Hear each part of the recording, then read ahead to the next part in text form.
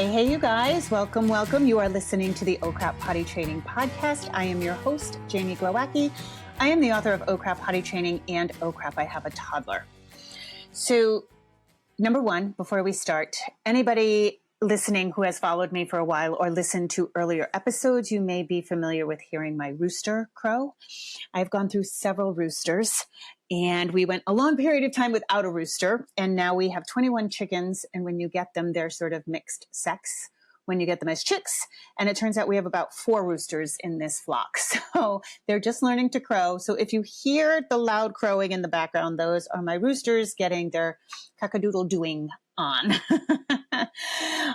Wherever you are, I hope you're staying cool. I am in Rhode Island, and the humidity is going to be the death of me. However, today I want to talk about expectations, and I think I have a knack in life for picking up books at the right time and opening them to the craziest pages. And I have been thinking about expectations in parenting, particularly, of course, in potty training.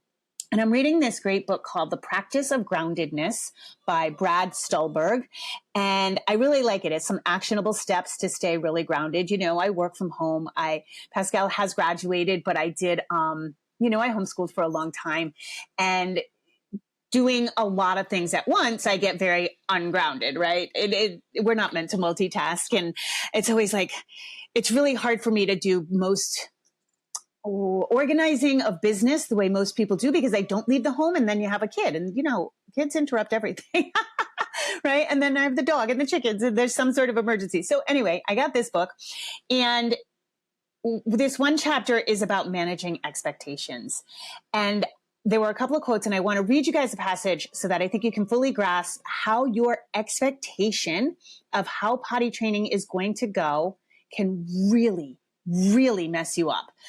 So one of the greatest quotes this guy has is happiness equals reality minus expectation, right? And this goes, I'm going to actually record another version of this for my parenting podcast and dealing with family vacations and trips and travel with kids and going out to dinner, right? Happiness equals reality minus expectation. When we layer an expectation onto reality, we are not present. Number one, we're not in the moment. We're also not enjoying what is actually happening. And yes, potty training can be enjoyable. It cannot be enjoyable, but we're still tripping out about how we thought it was going to go. And one of my favorite private clients to work with is the parent who hasn't yet potty trained. I love helping parents right from the get-go, because we can nip things in the bud as they happen.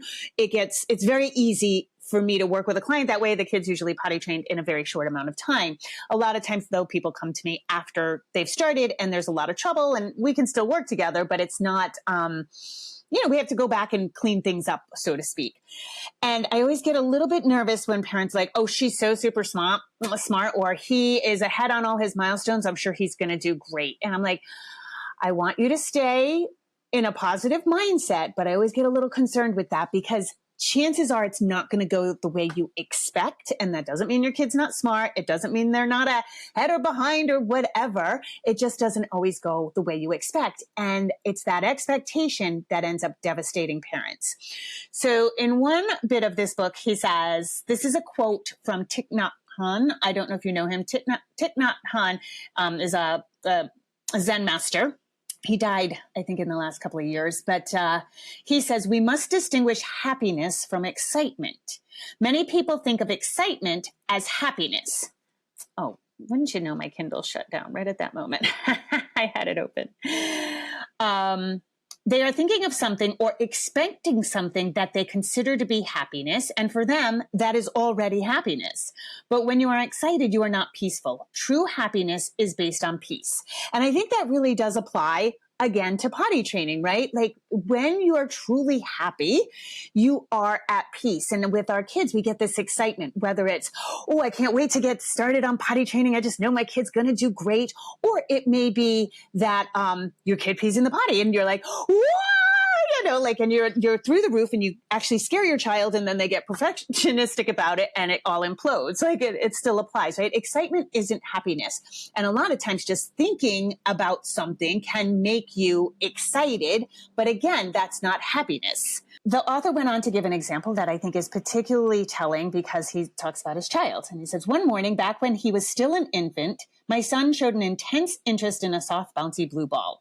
Perhaps he wanted to play a modified 8-month-old version of catch. I thought to myself, as a lifelong athlete, I became very excited. But what was really happening was that I wanted him to play an 8-month-old version of catch. And in my excitement, I wanted it to happen now. I thought that if I encouraged him and demonstrated catch in every imaginable way, he'd come along. But he wasn't interested. After about 5 minutes, it hit me. My son was having a great time just being with the ball in his own way.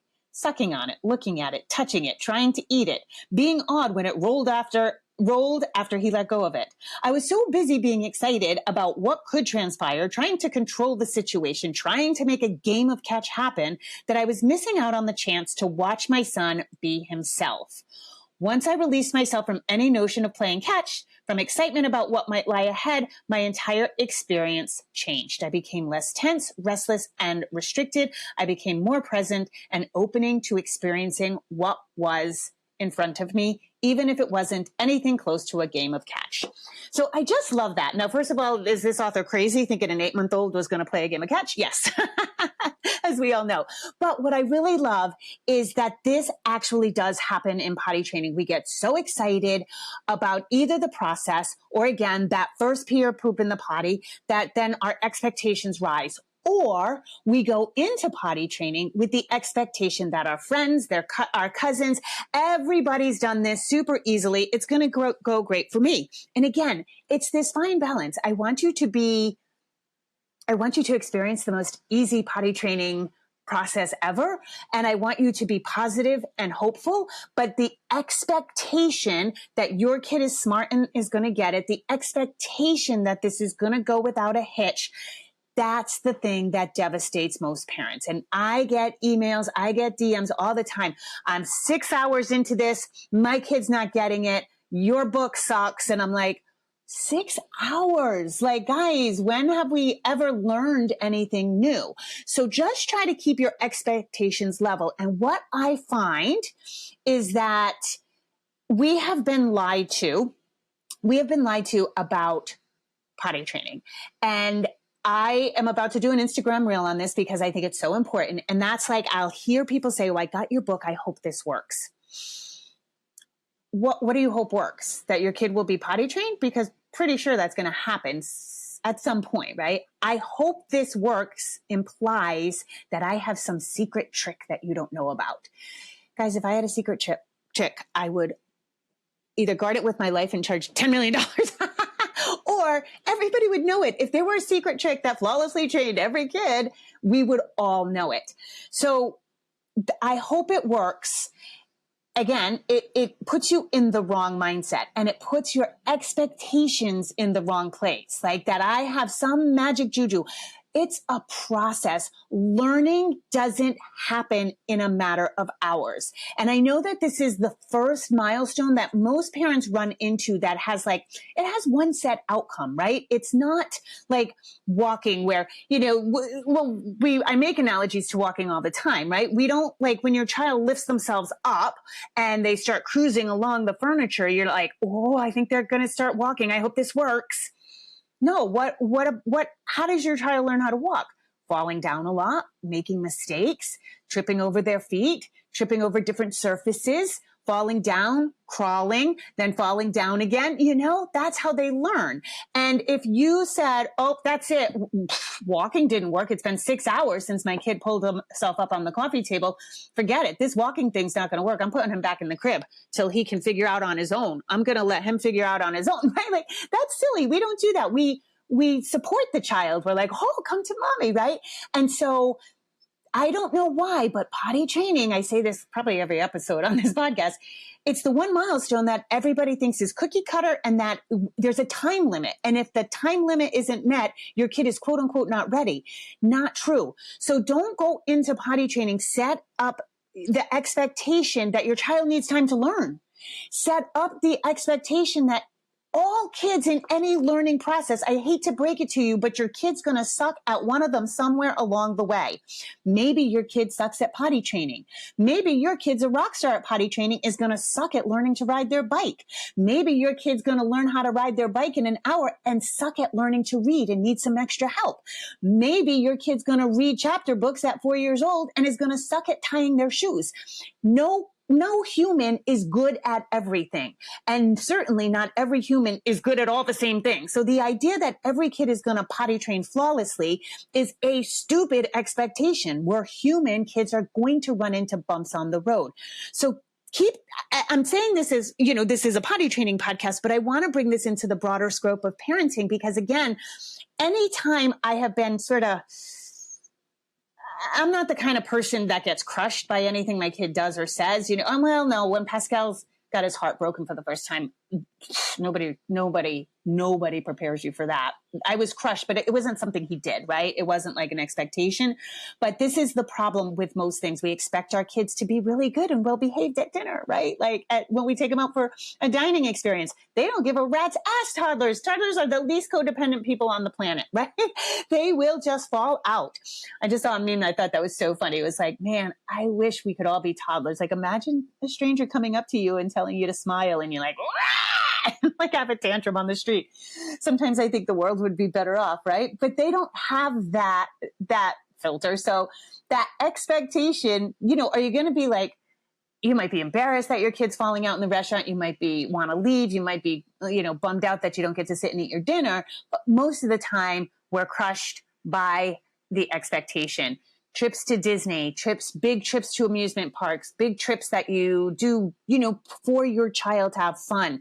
With the excitement we set up beforehand gets everybody jazzed, right? But then the expectation is that, well, I'm taking my kid to Disney. Of course, they're going to have a great time and they're going to be good because they know I did this big thing for them, right? No, not necessarily. So again, it's the expectation. So level your expectations. And what I would like your expectations to be is, I say this in my book. I don't like when people say we're going to try to potty train. If you're going to try to do anything, you're not actually doing it. You're giving yourself an out, and that's not cool.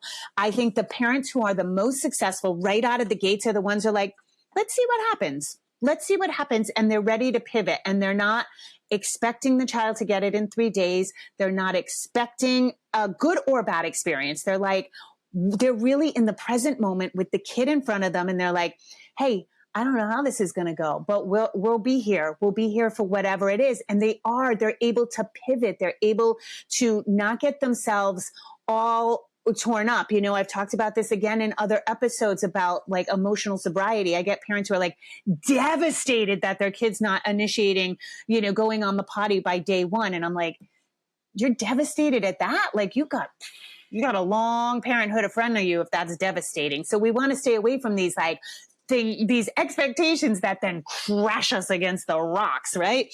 So that's what I got to say on expectations. And again, that book was The Practice of Groundedness by Brad Stulberg. And it's a really good book. I think one of the things we're fighting is in parenting in general right now is being phenomenally busy. And it's not just because we're working extra hours. We're losing ourselves to the phone. We're losing ourselves to dopamine distractions. I've gotten really into dopamine and how much of a dopamine drenched society we have right now.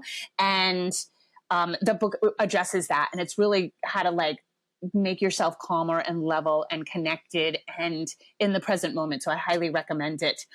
And then if you check out, just Google dopamine diets, it's not like a food diet. It's like a consumer diet of all the things that hit dopamine. And this is great for our kids too, because they are being born into a dopamine drenched society. And so we're just pinging dopamine, and it creates addict-like behavior, with the phone, with the iPad, with, ultra-processed foods, that kind of thing, these dopamine hits. We're instant gratification society now. All right, guys, as always, I appreciate you listening. Keep your expectations real. And remember, happiness equals reality minus expectations. As always, have a beautiful day and rock on.